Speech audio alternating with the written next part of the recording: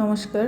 ডাল দিয়ে কুমড়ো শাকের এই রেসিপিটি করার জন্য প্রথমে আমি ডালগুলোকে ধুয়ে গরম জলের মধ্যে দিয়ে দিলাম, যে ফেনা হয়েছে সেগুলো ফেলে দিচ্ছি। এদিকে কুমড়ো শাকগুলোকে আমি এভাবে বেছে নিয়েছি, ডাঁটা আর শাক আলাদা করে।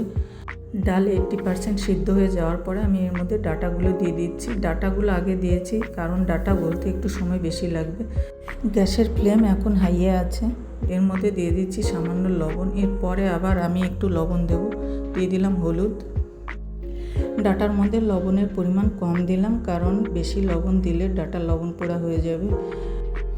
এখন শাকগুলো দিয়ে দিচ্ছি। শাকগুলো দিয়ে বেশি সময় জাল দেওয়া যাবে না, তাহলে শাকের কালার ডিসকালার হয়ে যাবে।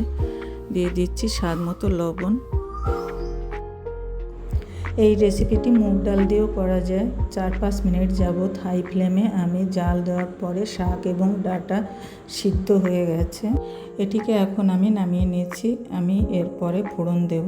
বাড়িতে অবশ্যই আপনারা এইভাবে একবার ট্রাই করবেন। কড়াইতে আমি তেল গরম করে নিয়েছি। দিয়ে দিলাম কালো জিরে আর জিরে ফোড়ন, আর দিয়ে দিচ্ছি 5-6টি কাঁচা লঙ্কা চিরা। একদম মিডিয়াম টু লো ফ্লেমে লঙ্কাগুলোকে ভেজে নিলাম। আমি এখন কুমড়ো শাকগুলো দিয়ে দিচ্ছি। 4-5 মিনিট যাবৎ এটি জাল দিতে হবে। এটি দুর্দান্ত স্বাদের হয়।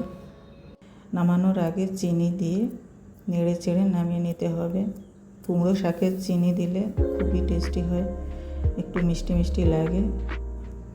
রেসিপিটি ভালো লাগলে লাইক, কমেন্ট এবং শেয়ার করবেন।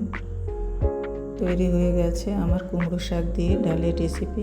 আজ এ পর্যন্ত। আপনারা ভালো থাকবেন, সুস্থ থাকবেন।